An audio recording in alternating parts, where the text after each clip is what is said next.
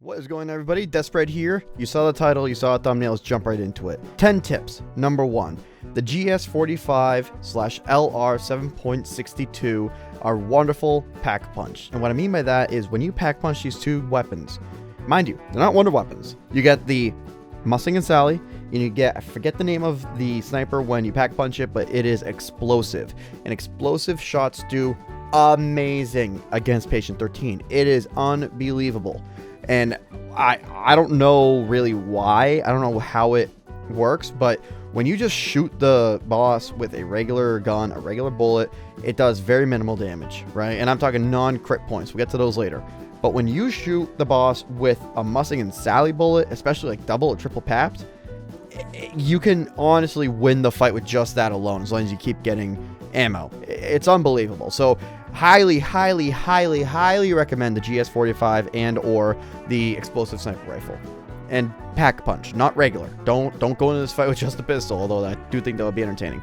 Number 2, the wonder weapon of the beam smasher is not that great. But if you watch my Nathan suggestion video, you will know that having that going into any fight is really good. And specifically, why I really like it in the fight against Patient-13 is you're able to slow the zombies down so that you can give yourself an extra 5 seconds to focus fire on Patient-13, especially at the end. At the end, it gets very tight. I've died more times on that than I can actually count. I want to say at least 6 or 7 by this point. But there is definitely an argument to be made that having the beam smasher, especially pack punched, is really good because again, you can buy yourself time to get more damage off, and even or revive an ally, revive one of your friends. It's awesome. It's really good. But that or the ray gun, there's no comparison. The ray gun is amazing against the boss. It's almost as good as the Mustang and Sally. Especially better, in my opinion, if you can hit the crit points. Because when you hit crit points, I mean, it just melts. It melts them like butter. It's unbelievable. So I highly recommend the ray gun. And here's the other thing about the ray gun too. Not only is it really good against Patient-13, it's also really good against zombies. It's always been good ever since World at War. But here specifically, the ray gun does a great job at rationing ammo because you don't need a whole lot to take care of a crowd of zombies. And you don't need a whole lot in order to melt the boss with the crit points per stage. So it's really good. I highly recommend it. Number 3 is try to get this boss down by 27, 28. So when you start the boss, it does scale with the rounds. And Nathan does too. In my guide, however, for Nathan, we mentioned you don't really need to worry about the round you start on. Worry about the gear that you go in with. That's the key point. That's the important part. Here is almost the exact opposite. Worry about the gear, but what's more important almost is having the proper round, because there is a Dark Ops challenge that says defeat the Terminus boss for the Easter egg by round 50, or after round 50, excuse me. That's a Dark Ops challenge for a reason. Like, it is brutal fight when you have all the mobs at you. So we highly recommend around 27, 28, 29 is really pushing. I would say 28 max. 27 is ideal, 26 especially, but I do think that you're going to need that extra round in order to get that set up. Number 4, the round does not flip during the boss battle. Tip number 4 is just don't worry about it when you enter the boss fight. You are there, you're locked in, it's do or die, you win, you lose. You don't have to worry about it after that. The round does not flip. So if you go on around 27, you're going to beat the boss around 27, or you're going to die on round 27. It's not going to go to 28. Or during the fight, I should say. During the fight, it's not going to go to around 20, 29, 30, 31. You can kill however many zombies you want. It's just not going to happen.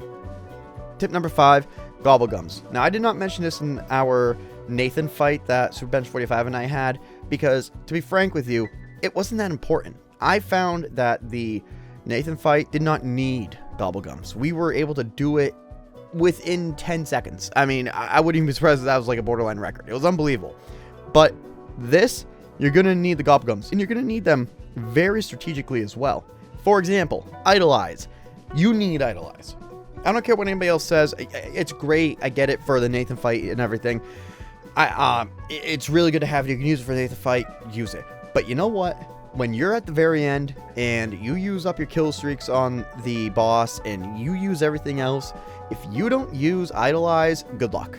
Because the only way we were able to beat this boss was with Idolize. You need it for the last stage of the boss battle. Killjoy is immensely helpful, especially for the last stage. If you could pop Killjoy and get an insta-kill while you're trying to fight off the zombies, like let's say for example that you don't have the Mustang Sally but your friend does, and you want him to be able to focus on zombies, pop a Killjoy, bing bang boom, now you can kill all zombies around you for the next 30 seconds and defend him just like in a Nathan fight. Defend the guy doing damage. Cashback is awesome. I love cashback. Cashback is amazing. It's the best. Cashback is wonderful. Yes, there is an argument to be made that you should be able to go into the fight with enough points, but it does get down a little bit to the wire of, should we go next round for more points, or should we just enter the boss fight now? And if you have cashback, you don't have to worry about the points, really. You should be able to just get another set of ammo. And again, these are all very late stage Gobblegums that we suggest, because the actual stage itself isn't that bad. Speaking of ending of stages, tip number 6, the chopper gunner. Go in with the chopper gunner. I think everybody's saying this, and everybody's saying it for a reason. Go in with a chopper gunner. Use the chopper gunner on the last stage. If you don't have a chopper gunner, you're gonna have a bad time. At minimum one, you need at least one chopper gunner. If you could both have one, wonderful. Use it. Great. Absolutely. And also, side tip for number 6. If you are prestige and you haven't used a prestige unlock yet, I recommend honestly unlock the chopper gunner. Perma unlock it, because you know what, if you're looking to do zombies, you're already looking up these tips and tricks, I would say it's worth it already for you to make sure you go in with the best gear possible. And the chopper gunner is absolutely the best tip on this list in my opinion, because if you both have a chopper gunner and you can get to the end of the boss fight, you're gonna have a very easy time. So at absolute minimum, 1 chopper gunner, maximum 2 chopper gunners, or 3 or 4, however many people you're playing with. Tip number 7, do not be afraid to run around, especially don't be afraid to jump into the water. Now, I have personally seen a lot of people suggest, oh, if you stay in the main area where you spawn and, you know, you hide by things when he does his attack, it's going to make him very vulnerable. No. Here's the issue with that Super Bench 45 and I found. If you do that, you're going to get surrounded by zombies. And it doesn't matter if you have PhD, a ray gun, and insta-kill, you're just going to get surrounded unless you know exactly what you're doing down to a science, especially if you're not doing a solo. I have not tried to run the solo yet, personally. I don't... some of these tips I could probably look back on, and if you have a question in the comments, I could probably try to, you know, cherry pick what ones are good for you to use solo, but I haven't tried it yet. When you're playing with 2, 3, or 4 people, you're talking a lot of zombies at a pretty high-ish round. I mean, not that round 27 is high, but when you got a boss on Patient-13, the Kraken, yeah, that's going to be a high round with all the zombies. You want to start running around in circles, and you want to be able to run around in a circle together. And there are going to be times where you go down. There just are.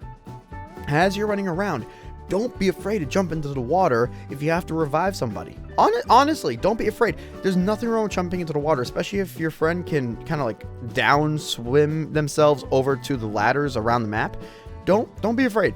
It's a very safe area at the end of the day. Yeah, you could get hit a lot, but I've had 0 issues jumping into the water and healing Super Bench. Speaking of, tip number 8, Healing Aura. I do suggest Healing Aura. Now, albeit, that is just about the only field upgrade that I have personally used. I have not used other field upgrades, really. I've barely used Frenzied Guard. I've barely used Energy Mine. I don't even know really the others offhand because I only stick with Healing Aura, even solo when I do grind for camos. But I recommend Healing Aura, and I especially recommend it if you have it researched. Please research this Healing Aura before you attempt the boss zombie. And I'm going to say exactly why. The last augment for Healing Aura is to revive people, and they keep all 3 perks on their little wheel that they can lose. So at minimum, they're going to have like basically a second chance as long as they choose the correct perks that they should start with the game with. You know what I mean? Like, if your first perk you buy is Quick Revive, they're going to keep Quick Revive. I mean, that's awesome.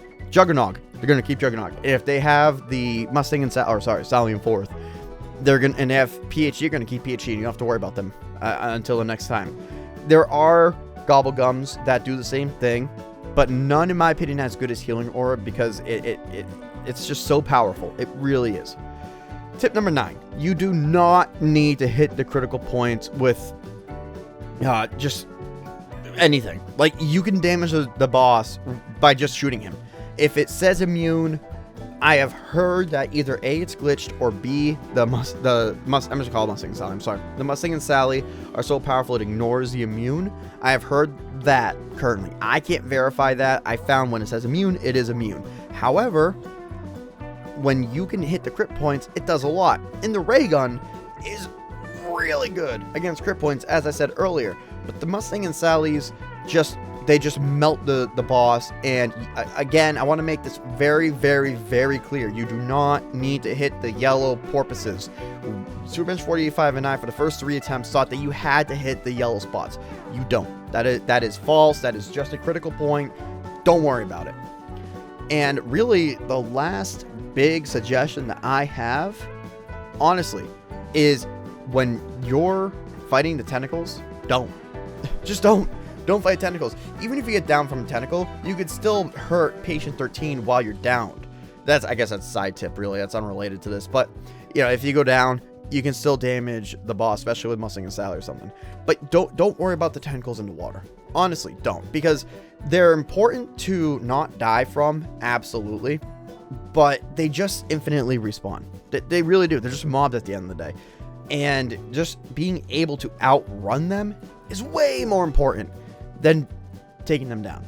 Because obviously, if you take the boss down, you take down his tentacles. So those are our 10 tips. I'm just going to run through them real quick. Number 1, get the GS45 AK Mustang Sally or the sniper rifle LR762 pack punch. I do recommend minimum 2nd pack punch again if you can 3rd. Number 2, the Wonder Weapon of Beam Smasher isn't that great, although it is good for horde management. But the ray gun is amazing for ammo rationing. It does a lot of damage against the boss, and it's great for zombie damage.